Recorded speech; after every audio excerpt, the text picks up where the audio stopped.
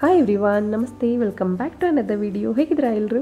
ಸಾಕಷ್ಟು ವೆರೈಟಿಯಾಗಿ ಬದನೆಕಾಯಿ ಎಣ್ಗಾಯನ್ನ ಮಾಡ್ಕೊತಿರ್ತೀವಿ ಅಲ್ವಾ. ಆದರೆ ನಾನು ಇವತ್ತು ನಿಮ್ಮ ಜೊತೆ ಶೇರ್ ಮಾಡ್ತಿರೋದು ಸಖತ್ ಈಸಿಯಾಗಿ ಮಾಡ್ಕೊಳ್ಳೋವಂಥ ಎಣ್ಗಾಯಿ ರೆಸಿಪಿನ. ಬದನೆಕಾಯಿ ಒಳಗೆಲ್ಲ ಮಸಾಲೆ ತುಂಬಬೇಕು, ಆಮೇಲೆ ಎಣ್ಗಾಯಿ ಮಾಡ್ಕೋಬೇಕು. ಸಾಕಷ್ಟು ಒಂದ್ಸರಿ ಬೇಜಾರಾಗಿಬಿಡುತ್ತಲ್ಲ. ಆದರೆ ಈ ರೆಸಿಪಿ ಏನಿದೆ ನಿಮಗೆ ಬೇಗ ಆಗಿಬಿಡುತ್ತೆ, ಹಾಗೆ ಟೇಸ್ಟ್ ಮಾತ್ರ ತುಂಬ ಚೆನ್ನಾಗಿ ಬರುತ್ತೆ. ಹಾಗಿದ್ರೆ ವೇಟ್ ಮಾಡ್ದೇ ಹೇಗೆ ಮಾಡೋಂತ ನೋಡೋಣ. Let's get start it. ನಾನಿಲ್ಲಿ ಅರ್ಧ ಕೆಜಿ ಬದನೆಕಾಯನ್ನ ತೊಗೊಂಡಿದ್ದೀನಿ. ನೋಡ್ಬೋದು ನೀವು ಇಲ್ಲಿ ಚಿಕ್ಕದಿರೋ ಬದನೆಕಾಯನ್ನ ತೊಗೊಂಡಿದ್ದೀನಿ. ಯಾವಾಗಲೂ ಚಿಕ್ಕದಿರೋ ಬದನೆಕಾಯಿ ತೊಗೊಂಡ್ರೆ ಮಸಾಲೆನೆಲ್ಲ ಚೆನ್ನಾಗಿ ಹೀರ್ಕೊಳ್ಳುತ್ತೆ. ಕೆಲವರು ದೊಡ್ಡ ಬದನೆಕಾಯಲ್ಲೂ ಮಾಡ್ತಾರೆ, ಬಟ್ ನಾನು ಯಾವಾಗಲೂ ದೊಡ್ಡ ಬದನೆಕಾಯಲ್ಲಿ ಎಣ್ಗಾಯಿ ಮಾಡೋದಿಲ್ಲ, ಚಿಕ್ಕದು ತೊಗೋತೀನಿ.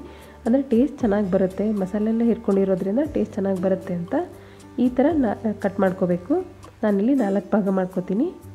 ನೋಡ್ಬೋದು ಹೆಚ್ಚಾಗಿ ಹುಳುಗಳಿರುತ್ತೆ, ಹಾಗಾಗಿ ಕ್ಲೀನಾಗಿ ನೋಡ್ಕೊಂಡು ಕಟ್ ಮಾಡ್ಕೋಬೇಕು. ಈ ಥರ ಕೆಲವರು ತುಂಬ ಹಾಗೆ ಬಿಡ್ತಾರೆ, ನಾನು ಕಟ್ ಮಾಡ್ಕೋತೀನಿ ಅರ್ಧದಷ್ಟು. ಹಾಗೆ ಪೂರ ಕೂಡ ಕಟ್ ಮಾಡಬಾರ್ದು, ಸ್ವಲ್ಪ ಬಿಟ್ಟು ಕಟ್ ಮಾಡಿದ್ರೆ ತಿನ್ನೋದಕ್ಕೆ ಚೆನ್ನಾಗಿರುತ್ತೆ. ನೋಡ್ಬೋದು ನೀವು, ಇದೇ ಥರ ನಾನು ಅರ್ಧ ಕೆಜಿ ಬದನೆಕಾಯಿ ಏನಿರುತ್ತೆ ಇಷ್ಟು ಕಟ್ ಮಾಡಿ ಇಟ್ಕೋತೀನಿ. ಹಾಗೆ ನೀರಲ್ಲಿ ಉಪ್ಪು ಹಾಕಿ ಬದನೆಕಾಯಿನ ಇಡಬೇಕು, ಇಲ್ಲಾಂದರೆ ಕಪ್ಪಾಗಿಬಿಡುತ್ತೆ. ನೋಡ್ಬೋದು ಅರ್ಧ ಕೆಜಿಯಷ್ಟು ಬದನೆಕಾಯಿ ತೊಗೊಂಡಿದ್ದೀನಿ. ಇದನ್ನಿಷ್ಟು ಉಪ್ಪು ಹಾಕಿರೋ ನೀರಿನಲ್ಲಿ ಇಟ್ಟಿದ್ದೀನಿ. ಅದಾದ ನಂತರ ಬಾಣಲೆಗೆ ನಾನು 4ರಿಂದ 5 ಸ್ಪೂನಷ್ಟು ಎಣ್ಣೆ ಹಾಕ್ಕೊಂಡು ಕಟ್ ಮಾಡಿ ಇಟ್ಕೊಂಡಿರೋ ಬದನೆಕಾಯಿ ಏನಿರುತ್ತೆ ಅದಿಷ್ಟು ಬಾಣಲೆಗೆ ಹಾಕ್ಕೋತೀನಿ. ಇದನ್ನಿಷ್ಟು ಚೆನ್ನಾಗಿ ಫ್ರೈ ಮಾಡ್ಕೋಬೇಕು. ಈ ಥರ ಫ್ರೈ ಮಾಡದೆ ಕೂಡ ಹಾಗೆ ಡೈರೆಕ್ಟಾಗಿ ಹಾಕ್ಕೊಂಡು ಮಾಡ್ಕೋಬೋದು. ಫ್ರೈ ಮಾಡಿ ಹಾಕೋದ್ರಿಂದ ಟೇಸ್ಟ್ ಡಬ್ಬಲ್ ಆಗಿ ಬರುತ್ತೆ. ಒಂದು ಸಾರಿ ಟ್ರೈ ಮಾಡಿ, ಡೆಫಿನೆಟ್ಲಿ ನಿಮಗೆ ಈ ರೆಸಿಪಿ ಇಷ್ಟ ಆಗೇ ಆಗುತ್ತೆ. ಇದಾದ ನಂತರ ಇದನ್ನ ಫ್ರೈ ಮಾಡೋಕೆ ಬಿಟ್ಟು ನಾನಿಲ್ಲಿ 1 ಬಟ್ಲದಷ್ಟು ಹಸಿ ಕೊಬ್ಬರಿನ ತೊಗೊಂಡಿದ್ದೀನಿ ರುಬ್ಕೊಳ್ಳೋದಕ್ಕೆ. ಇದಕ್ಕೆ ನೀರು ಬಿಟ್ಟರೆ ಬೇರೆ ಯಾವುದೇ ರೀತಿ ಮಸಾಲೆನೂ ನಾನು ಆ್ಯಡ್ ಮಾಡ್ತಿಲ್ಲ, ಬರೀ ಹಸಿ ಕೊಬ್ಬರಿನ ರುಬ್ಬಿ ಪೇಸ್ಟ್ ಮಾಡಿ ಇಟ್ಕೋಬೇಕು. ಇವಾಗ ನೋಡ್ಬೋದು ನೀವು ಇಲ್ಲಿ ಬದನೆಕಾಯಿ ಚೆನ್ನಾಗಿ ಫ್ರೈ ಆಗಿದೆ. ಈ ಥರ ಫ್ರೈ ಆದರೆ ಟೇಸ್ಟ್ ನಿಜವಾಗ್ಲೂ ತುಂಬ ಚೆನ್ನಾಗಿ ಬರುತ್ತೆ. ಇದಿಷ್ಟು ಬದನೆಕಾಯನ್ನು ನಾನು ತೆಗೆದಿಟ್ಕೋತೀನಿ. ಇಷ್ಟು ಫ್ರೈ ಆದರೆ ಸಾಕು, ಜಾಸ್ತಿ ಫ್ರೈ ಮಾಡ್ಕೊಳ್ಳೋ ಅವಶ್ಯಕತೆ ಇಲ್ಲ. ಬೇಗ ಆಗಿಬಿಡುತ್ತಲ್ಲ ಅಂತ ಜಾಸ್ತಿ ಫ್ರೈ ಮಾಡ್ಕೊಳ್ಳೋಕೆ ಹೋಗಬೇಡಿ. ಇಷ್ಟು ಫ್ರೈ ಆದರೆ ಸಾಕು. ಕಲರ್ ನೋಡ್ಬೋದು ನೀವು ಇಲ್ಲಿ, ಈ ಥರ ಕಲರ್ ಚೇಂಜ್ ಆದರೆ ಸಾಕು. ಇವಾಗ ನೋಡ್ಬೋದು ನೀವು ಇಲ್ಲಿ ಎಷ್ಟು ಒಳ್ಳೆ ಕಲರ್ ಬಂದಿದೆ ಅಂತ. ಇದಾದ ನಂತರ ಅದೇ ಪಾತ್ರೆಗೆ ಸ್ವಲ್ಪ ಎಣ್ಣೆ ಹಾಕ್ಕೊಂಡ್ಬಿಟ್ಟು ಒಂದು ಸ್ವಲ್ಪ ಜೀರಿಗೆ ಹಾಕ್ಕೊಂಡಿದ್ದೀನಿ, ಒಂದು 1/4 ಸ್ಪೂನಷ್ಟು ಜೀರಿಗೆ, ಹಾಗೆ 4 ಲವಂಗ, 1 ಏಲಕ್ಕಿ ಹಾಕ್ಕೊಂಡಿದ್ದೀನಿ. ಅದಾದ ನಂತರ 2 ಪೀಸಷ್ಟು ಚಕ್ಕೆ ಇದೆ. ಇದೆಲ್ಲ ಎಣ್ಣೆನಲ್ಲಿ ಫ್ರೈ ಆದಮೇಲೆ 2 ಈರುಳ್ಳಿನ ಚಿಕ್ಕದಾಗಿ ಕಟ್ ಮಾಡಿಬಿಟ್ಟು ತೊಗೊಂಡಿದ್ದೀನಿ. ಇದನ್ನು ಹಾಕ್ಕೊಂಡು ಚೆನ್ನಾಗಿ ಫ್ರೈ ಮಾಡ್ಕೋಬೇಕು. ಎಣ್ಣೆ ನಿಮ್ಗೆ ಎಷ್ಟು ಬೇಕೋ ನೋಡ್ಕೊಂಡು ನೀವು ಅಷ್ಟು ಹಾಕ್ಕೋಬೋದು. ಹಾಗೆ ಸ್ವಲ್ಪ ಉಪ್ಪು ಹಾಕ್ಕೊಂಡಿದ್ದೀನಿ ಈರುಳ್ಳಿ ಬೇಯೋಕ್ಕೋಸ್ಕರ. ಇದನ್ನಿಷ್ಟು ಹಾಕ್ಕೊಂಡು ಫ್ರೈ ಮಾಡ್ಕೋಬೇಕು. ಈರುಳ್ಳಿ ಚೆನ್ನಾಗಿ ಬೇಯಬೇಕು. ಬೆಂದಾದ ನಂತರ ಒಂದು ಸ್ವಲ್ಪ ಕರಿಬೇವು ಹಾಕ್ಕೊಂಡಿದ್ದೀನಿ. ಕರಿಬೇವು ಹಾಕೋದ್ರಿಂದ ಸ್ಮೆಲ್ ತುಂಬ ಚೆನ್ನಾಗಿ ಬರುತ್ತೆ.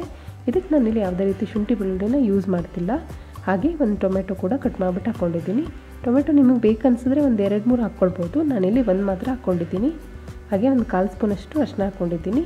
ಅದಾದ ನಂತರ ರುಚಿಗೆ ತಕ್ಕಷ್ಟು ಖಾರ, ನಾನಿಲ್ಲಿ 2 ಸ್ಪೂನ್ ತೊಗೊಂಡಿದ್ದೀನಿ. ನಿಮಗೂ ಎಷ್ಟು ಬೇಕಾಗುತ್ತೋ ನೋಡ್ಕೊಂಡು ನೀವು ಅಷ್ಟು ಹಾಕ್ಕೋಬೋದು. ಇದನ್ನಿಷ್ಟು ಚೆನ್ನಾಗಿ ಎಣ್ಣೆನಲ್ಲೇ ಫ್ರೈ ಮಾಡ್ಕೋಬೇಕು. ಕೆಲವರು ಪೂಜೆ ಎಲ್ಲ ಮಾಡ್ತಿರ್ಬೇಕಾದ್ರೆ ಈರುಳ್ಳಿನ ತಿನ್ನೋದಿಲ್ಲ, ಅಂಥವರು ಈರುಳ್ಳಿನ ಸ್ಕಿಪ್ ಮಾಡಿ ಕೂಡ ಮಾಡ್ಕೋಬೋದು. ಇವಾಗ ನಾನು ರುಬ್ಬಿಟ್ಕೊಂಡಿರೋ ಕೊಬ್ಬರಿ ಏನಿರುತ್ತೆ ಅದನ್ನಿಷ್ಟು ನಾನಿಲ್ಲಿ ಹಾಕ್ಕೊಳ್ತೀನಿ.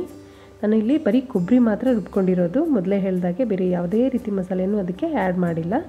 ಇದನ್ನಿಷ್ಟು ಎಣ್ಣೆಯಲ್ಲಿ ಚೆನ್ನಾಗಿ ಫ್ರೈ ಮಾಡ್ಕೋಬೇಕು. ನೋಡ್ಬೋದು ನೀವು ಇಲ್ಲಿ ಚೆನ್ನಾಗಿ ಫ್ರೈ ಆಗಿದೆ, ಹಾಗೆ ಎಣ್ಣೆ ಕೂಡ ಬಿಡ್ತಿದೆ. ಅದಾದ ನಂತರ ಮಸಾಲೆ ನೀರೇನಿರುತ್ತೆ ನಾನು ರುಬ್ಕೊಂಡಿರೋ ನೀರನ್ನೇ ಯೂಸ್ ಮಾಡ್ಕೊಂಡಿದ್ದೀನಿ, ಅದನ್ನು ಕೂಡ ಹಾಕ್ಕೊಂಡು ಚೆನ್ನಾಗಿ ಮತ್ತೆ ಫ್ರೈ ಮಾಡ್ಕೊಂಡಿದ್ದೀನಿ. ಎಲ್ಲ ಫ್ರೈ ಆದ ನಂತರ ಮೊದಲೇ ಫ್ರೈ ಮಾಡಿ ಇಟ್ಕೊಂಡಿರೋ ಬದನೆಕಾಯಿ ಏನಿರುತ್ತೆ ಅದನ್ನಿಷ್ಟು ನಾನಿಲ್ಲಿ ಹಾಕ್ಕೊಳ್ತೀನಿ. ಇದನ್ನು ಹಾಕ್ಕೊಂಡು ಚೆನ್ನಾಗಿ ಮಿಕ್ಸ್ ಮಾಡಿ. ಈರುಳ್ಳಿ ಬೆಳ್ಳುಳ್ಳಿ ಹಾಕ್ತೆ ಚೆನ್ನಾಗಿ ಬರುತ್ತಾ ಅಂತ ಅಂದ್ಕೋಬೇಡಿ, ನಿಜವಾಗ್ಲೂ ಚೆನ್ನಾಗಿ ಬರುತ್ತೆ. ಇದು ಶುಂಠಿ ಬೆಳ್ಳುಳ್ಳಿ ಹಾಕ್ತೇನೆ ನಾನು ಮಾಡಿದ್ದೆ, ನಿಜ ಟೇಸ್ಟ್ ತುಂಬ ಚೆನ್ನಾಗಿ ಬಂದಿತ್ತು. ಹಾಗೆ ಈರುಳ್ಳಿ ಕೂಡ ಅಷ್ಟೇ ಸ್ಕಿಪ್ ಮಾಡಿ ಮಾಡ್ಕೋಬೋದು ನೀವು, ಏನು ಟೇಸ್ಟಲ್ಲಿ ಡಿಫ್ರೆನ್ಸ್ ಬರೋದಿಲ್ಲ, ನಿಜವಾಗ್ಲೂ ಚೆನ್ನಾಗಿ ಬರುತ್ತೆ. ಅದಾದ ನಂತರ ಬೇಯೋದಕ್ಕೆ ಎಷ್ಟು ಬೇಕಾಗುತ್ತೋ ಅಷ್ಟು ನೋಡಿಕೊಂಡು ನೀರು ಹಾಕ್ಕೊಳ್ಬೋದು. ನಾನಿಲ್ಲಿ 1 ಗ್ಲಾಸಷ್ಟು ನೀರು ಹಾಕ್ಕೊಂಡಿದ್ದೀನಿ, ಯಾಕಂದರೆ ನಾನು ಎಣ್ಣೆಯಲ್ಲಿ ಫ್ರೈ ಮಾಡ್ಕೊಂಡಿದ್ದೀನಿ, ಆದರೆ ಬೇಯಿಸ್ಕೊಂಡಿಲ್ಲ ಕಂಪ್ಲೀಟಾಗಿ. ಒಂದು 1/4 ಭಾಗದಷ್ಟು ಮಾತ್ರ ಬೆಂದಿರುತ್ತೆ, 3/4 ಭಾಗದಷ್ಟು ಬೆಂದಿರೋದಿಲ್ಲ ಎಣ್ಣೆಯಲ್ಲಿ. ಇವಾಗ ಚೆನ್ನಾಗಿ ಮತ್ತೆ ಮಿಕ್ಸ್ ಮಾಡ್ಕೋಬೇಕು. ಮಿಕ್ಸ್ ಆದ ನಂತರ ಒಂದು 5 ನಿಮಿಷ ಬೇಯೋದಕ್ಕೆ ಬಿಟ್ಬಿಡೋಣ. ಇವಾಗ ಆಗಿದೆ. ನಾನಿಲ್ಲಿ ಕಟ್ ಮಾಡಿ ಇಟ್ಕೊಂಡಿರೋ ಕೊತ್ತಂಬರಿ ಸೊಪ್ಪು ಹಾಕ್ಕೊಳ್ತೀನಿ. ಹಾಗೆ ಮತ್ತೆ ಚೆನ್ನಾಗಿ ಮಿಕ್ಸ್ ಮಾಡ್ಕೋಬೇಕು. ನೋಡ್ಬೋದು ನೀವು ಇಲ್ಲಿ ಎಷ್ಟು ಈಸಿಯಾಗಿ ನಾವು ಮಾಡಿದ್ವಿ ಅಂತ. ಹಾಗೆ ಗ್ರೇವಿ ಕೂಡ ಅಷ್ಟೇ, ಸ್ವಲ್ಪ ಈ ಥರ ಇರುವಾಗಲೇ ಆಫ್ ಮಾಡ್ಕೊಂಡ್ಬಿಡ್ಬೇಕು, ಇಲ್ಲಾಂದರೆ ಗಟ್ಟಿ ಆಗಿಬಿಡುತ್ತೆ, ತಿನ್ನೋದಕ್ಕೆ ಅಷ್ಟೊಂದು ಚೆನ್ನಾಗಿರೋದಿಲ್ಲ, ಅಂದರೆ ಗ್ರೇವಿ ಬರೋದಿಲ್ಲ ಇದು. ಇವಾಗ ಇಷ್ಟಿರುವಾಗಲೇ ಆಫ್ ಮಾಡ್ಕೊಂಡ್ಬಿಡ್ಬೇಕು. ನೋಡ್ಬೋದು ನೀವು ಇಲ್ಲಿ ಎಷ್ಟು ಕರೆಕ್ಟಾಗಿ ನೀಟಾಗಿ ಬೆಂದಿದೆ ಅಂತ. ಹಾಗೆ ಪೂರ ಬೇಯಿಸ್ಕೊಳಕ್ಕೆ ಹೋಗಬೇಡಿ, ಟೇಸ್ಟ್ ಅಷ್ಟೊಂದು ಚೆನ್ನಾಗಿ ಬರೋದಿಲ್ಲ. ಹಾಗೆ ಸ್ಪೂನಲ್ಲಿ ಕಟ್ ಮಾಡಿದ್ರೆ ಕಟ್ ಆಗಬೇಕು, ಆ ಥರ ಬೇಯಿಸ್ಕೊಂಡ್ರೆ ಸಾಕು. ಇವಾಗ ಎಷ್ಟೊಂದು ಈಸಿಯಾಗಿ ಮಾಡ್ಕೊಳ್ಳೋವಂಥ ಬದ್ನಿಕಾಯಿ ಎಣ್ಗಾಯಿ ರೆಡಿ ಆಯಿತು ನೋಡಿದ್ರಲ್ಲ. ಮರಿದೇನೆ ನೀವು ಮನೆಯಲ್ಲಿ ಟ್ರೈ ಮಾಡಿ, ಹಾಗೆ ಹೇಗೆ ಬಂತು ಅಂತ ನನಗೆ ಕಮೆಂಟ್ ಮಾಡಿ ತಿಳಿಸಿ. ಇದೇ ಥರ ಈಸಿಯಾಗಿರೋ ರೆಸಿಪಿ ಜೊತೆ ಮತ್ತೆ ಬರ್ತೀನಿ. ಅಲ್ಲಿವರೆಗೂ stay healthy, stay happy. Sairam.